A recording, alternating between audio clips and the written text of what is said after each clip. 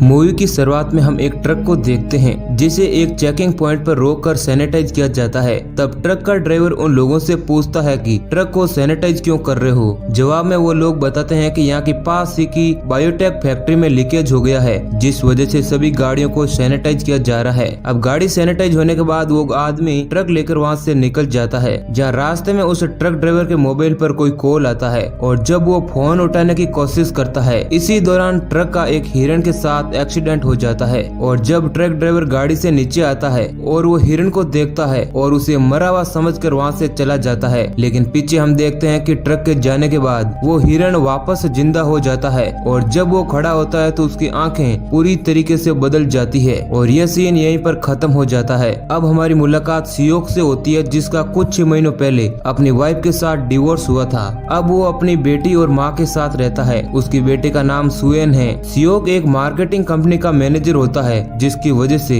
वो अपने काम को लेकर इतना ज्यादा बिजी और परेशान रहता है कि अपनी बेटी के साथ बहुत ही कम समय गुजार पाता है। और आज उसकी बेटी का जन्मदिन भी होता है, इसलिए सियोक उसके लिए एक गिफ्ट ले जाता है, लेकिन थकान और काम की वजह से उसे ये याद नहीं रहता है कि जो गिफ्ट वो उसके लिए लाया है उसी तरह का गिफ्ट वो उसे पहले भी दे चुका है। इसलिए वो अपनी बेटी सुएन को सॉरी बोलता है। तब सुएन कहती है कि मैं अपनी मॉम से मिलना चाहती हूँ, आप इसे ही मेरा बर्थडे गिफ्ट समझ सकते हैं। लेकिन सुएन की मॉम दूसरे शहर में रहती है और हाल ही में उन दोनों का डिवोर्स भी हुआ था, इसलिए सियोक उसे ले जाने के लिए मना कर देता है। लेकिन बाद में सियोक उसे ले जाने के लिए राजी हो जाता है। इसलिए सियोक अगले ही दिन अपनी कंपनी से छुट्टी लेकर ट्रेन से अपनी बेटी के साथ बुसान, जहाँ उसकी वाइफ रहती है, वहाँ के लिए निकल जाता है। उस ट्रेन की एक बोगी में कुछ कॉलेज के स्टूडेंट भी होते हैं, जो सभी एक बेसबॉल मैच खेलने के लिए जा रहे हैं। उन्हीं में से एक लड़की होती है जिसका नाम जिन्नी होता है, जो कि सभी लड़कों की क्रश होती है। लेकिन जिन्नी योंगुक नाम के एक लड़के से प्यार करती है। उसी ट्रेन में एक कपल भी होता है जिसमें आदमी का नाम सेंगा होता है और उसके साथ उसकी प्रेग्नेंट वाइफ भी होती है। अब ट्रेन के ठीक रवाना होने से पहले ही उसमें एक लड़की चढ़ती है जिसकी हालत बहुत ही ज्यादा खराब होती है, इसलिए वो ट्रेन के अंदर चढ़ते ही गिर जाती है। उसी वक्त उसे एक असिस्टेंट देख लेती है, जो उसकी ये हालत देख ट्रेन की मेडिकल टीम को सूचना दे देती है। मगर अब वो लड़की पूरी तरीके से ज़ॉम्बी बन जाती है, जिसे देख वो असिस्टेंट डर जाती है और वहाँ से भागने की कोशिश करती है। लेकिन वो लड़की जो अब ज़ॉम्बी बन गई है, वो उस असिस्टेंट पर हमला कर उसे काट लेती है। ये देख उस बोगी के सभी स्टूडेंट डर जाते हैं, मगर उन्हें कुछ भी समझ नहीं आ रहा है कि आखिर ये सब कुछ हो क्या रहा है। तभी वो असिस्टेंट भी ज़ॉम्बी बन जाती है और वो उन सभी लड़कों पर अटैक कर देती है और सभी को काट लेती है। ये देख एक असिस्टेंट बाकी के सभी लोगों को बोगी छोड़ने के लिए कहती है और सभी लोग वहाँ से भागने लगते हैं, जिस वजह से ट्रेन में भगदड़ मच जाती है। दरअसल ये ज़ॉम्बी वायरस शहरी इलाकों में कुछ ही घंटों पहले फैल चुका था, मगर ट्रेन के सभी लोग अभी तक इस बात से अनजान होते हैं। अब ज़ॉम्बियों की भीड़ में ट्रेन आगे की ओर बढ़ने लगती है, इसीलिए सियोक अपनी बेटी को लेकर वहाँ से भागने लगता है। जो लोग सुरक्षित बच गए थे वो सभी लोग आगे की बोगियों में जाकर बोगी का दरवाजा बंद कर देते हैं और वो ज़ॉम्बी इंसानों को देखकर और खतरनाक होने लगते हैं। इसलिए वो लोग बोगी के दरवाजे के कांच के ऊपर पेपर चिपका देते हैं, जिसकी वजह से ज़ॉम्बियों को इंसान नहीं दिखते हैं और वो शांत हो जाते हैं। अब ट्रेन का कैप्टन रेडियो से उन सभी लोगों को बताता है कि ट्रेन की हालत खराब होने की वजह से इसे अगले स्टेशन पर नहीं रोका जाएगा, इसलिए सभी लोग फिर से सीट पर बैठ जाते हैं। उसी समय सियोक को अपनी माँ का कॉल आता है, जो उससे बात करते करते ज़ॉम्बियों का शिकार हो जाती है। इसलिए सियोक अब बहुत ही ज्यादा दुखी हो जाता है। जब ट्रेन अगले स्टेशन पर पहुंचती है तो वहां पर भी बहुत सारे ज़ॉम्बी होते हैं, इसलिए ट्रेन को वहां पर नहीं रोका जाता है और लगातार चलने दिया जाता है। पूरा शहर इस वायरस का शिकार हो चुका था, जिसकी वजह से मिलिट्री और गवर्नमेंट दोनों हार मान चुकी थी। अब ट्रेन का कैप्टन उन लोगों को फिर से कहता है कि ट्रेन का आखिरी स्टेशन डेजिन होगा, जहाँ पर आपकी सुरक्षा के लिए मिलिट्री पहले से ही खड़ी है। ये सुनकर सियोक अपने एक दोस्त को कॉल लगाता है, जो सियोक को बताता है कि तुम लोगों को वहाँ पर उतरते ही क्वारंटाइन कर लिया जाएगा। इसलिए सियोक अपने दोस्त के साथ एक डील करके अपने निकलने का प्लान पहले ही बना लेता है। जब ट्रेन डेजिन स्टेशन पर पहुंचती है तो वहां पर सब कुछ शांत होता है और स्टेशन पर दूर दूर तक कोई भी नहीं दिख रहा था, इसलिए सभी लोग ट्रेन से उतरने लगते हैं। अब जब सभी लोग ट्रेन से बाहर निकल जाते हैं, उसी वक्त सियोक अपने दोस्त के बताए हुए गेट की ओर चला जाता है और बाकी के सभी लोग जब नीचे पहुंचते हैं तो देखते हैं कि सारे सैनिक अब ज़ॉम्बी बन चुके हैं, जो उन लोगों की सुरक्षा के लिए आए थे।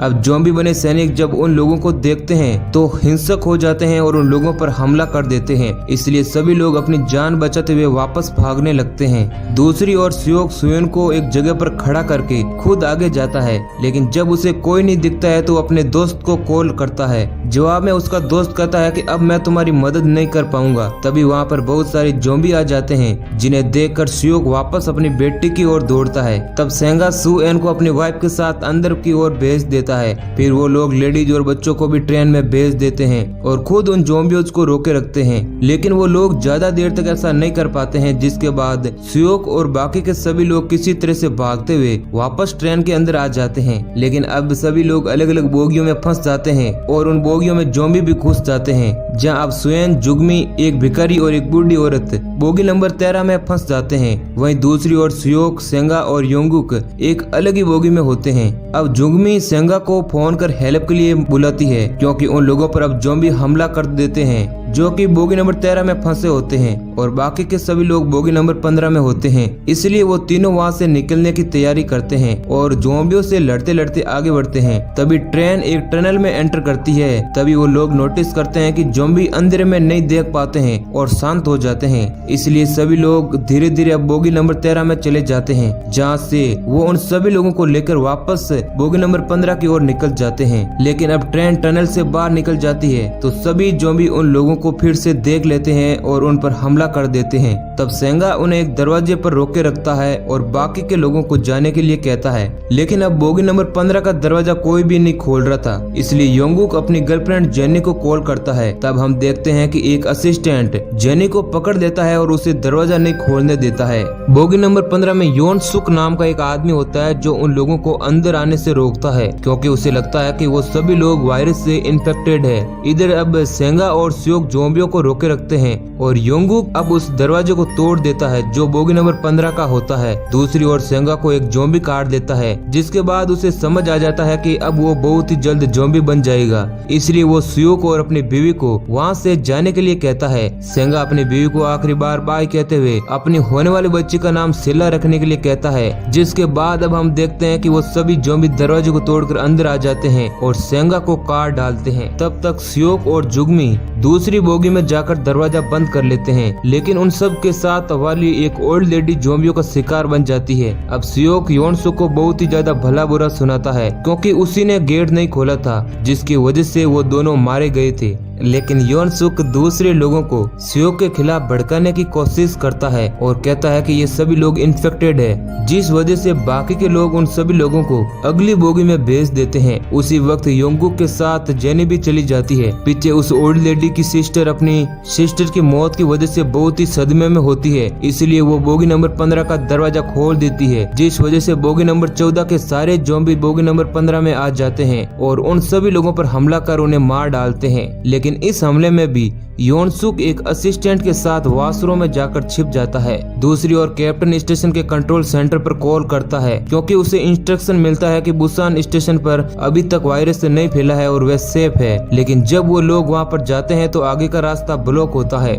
इसलिए कैप्टन अनाउंस करता है कि जो लोग जिंदा बचे हैं वो मेरी बात को ध्यान से सुने, क्योंकि आगे का ट्रैक ब्लॉक होने की वजह से हम ट्रेन से बुसान तक नहीं जा सकते। इसलिए मैं लेफ्ट साइड की ट्रेन को स्टार्ट करने वाला हूँ और जो भी लोग इस अनाउंस को सुन रहे हैं वो जल्दी से उस ट्रेन के अंदर जाकर बैठ जाइए। अब कैप्टन बाहर निकलकर दूसरे इंजन को स्टार्ट करता है। वहीं दूसरी तरफ सियोक और बाकी के सभी लोग ट्रेन से बाहर निकलते हैं, लेकिन योनसुक और वो असिस्टेंट अभी तक वॉशरूम में छिपे हुए थे, जहां योनसुक उस असिस्टेंट को धोखा देकर खुद वहां से निकल जाता है। दूसरी ओर कैप्टन इंजन को बाहर लाता है। तब वो देखता है कि एक ट्रेन जलती हुई तेजी से उसी के ट्रैक पर आ रही है और अचानक से उन दोनों की भयानक टक्कर हो जाती है और उसमें सिर्फ जेनी और योंगुक ही सुरक्षित बचते हैं। इसलिए वो दोनों भागते हुए दूसरी ट्रेन में जाने की कोशिश करते हैं, लेकिन उस ट्रेन का दरवाजा ब्लॉक होने की वजह से योंगुक दरवाजे को नहीं खोल पाता है। उसी समय योनसुक वहाँ पर आ जाता है, जो जेनी को ज़ॉम्बी की ओर फेंक देता है, जिससे जेनी अब ज़ॉम्बी वायरस से इन्फेक्टेड हो जाती है। अब जेनी को मरता हुआ देख योंगुक भी बुरी तरह से रोने लगता है। तभी जेनी भी अब ज़ॉम्बी में बदल जाती है और योंगुक को काट देती है। दूसरी ओर हम देखते हैं कि वो चारों तरफ किसी उस हादसे में बच जाते हैं। साथ ही कैप्टन भी अभी भी जिंदा होता है, जो कि एक दूसरे इंजन को लेकर वहाँ से जाने लगता है। तभी उसे योनसुक भागते हुए दिखाई देता है, इसलिए कैप्टन उसकी मदद के लिए उसके पास जाता है, लेकिन योनसुक कैप्टन को मरने के लिए छोड़कर वहाँ से खुद भाग जाता है। दूसरी ओर बाकी बचे हुए लोगों पर भी ज़ॉम्बी अटैक कर देते हैं, लेकिन वहाँ पर एक भिखारी होता है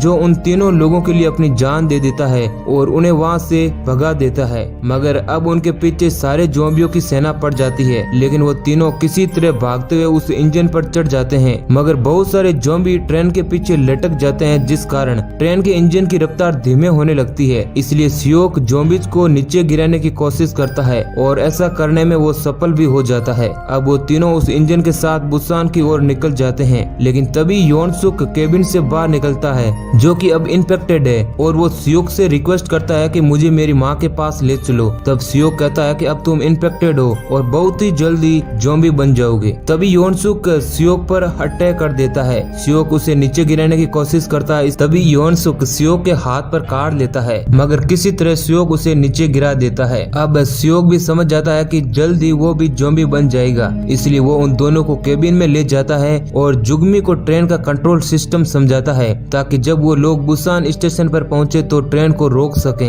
अब वो सुएन को अलविदा कहता है, लेकिन सुएन अपने डैडी को नहीं छोड़ना चाहती थी, इसलिए वह बहुत रोती है। अब सियोक रोते हुए केबिन से बाहर आता है और अब उस पर ज़ॉम्बी वायरस हावी होने लगता है और वह ज़ॉम्बी बनने लगता है, इसलिए वो समय रहते ट्रेन से नीचे कूद जाता है। अब हम ट्रेन को इंजन को देखते हैं जो बुसान पहुंच जाता है। अब आगे का रास्ता ब्लॉक होता है, इसलिए वो दोनों नीचे उतरकर टनल की ओर जाने लगती है। टनल के दूसरी ओर हम दो सैनिकों को देखते हैं जो उन लोगों को देखकर अपने कैप्टन को इन्फॉर्मेशन देते हैं। तब कैप्टन उन्हें मारने का ऑर्डर देता है, इसलिए शूटर अपने स्नाइपर को चलाने ही वाला होता है कि उसे किसी के गाने की आवाज सुनाई देती है और वो गाना सुएन अपने डैडी के लिए गा रही थी। उसे सुनकर वो लोग समझ जाते हैं कि वो दोनों जिंदा इंसान हैं और उन लोगों को शूट नहीं करते हैं, जिस कारण उन दोनों की जिंदगी बच जाती है और उन दोनों को सुरक्षित अंदर ले लिया जाता है। और यहीं पर हमारी मूवी समाप्त हो जाती है। अगर आपको स्टोरी पसंद आई है तो वीडियो को लाइक करें और कमेंट करके अपनी राय जरूर दें। वीडियो में अंत तक बने रहने के लिए आपका बहुत बहुत शुक्रिया।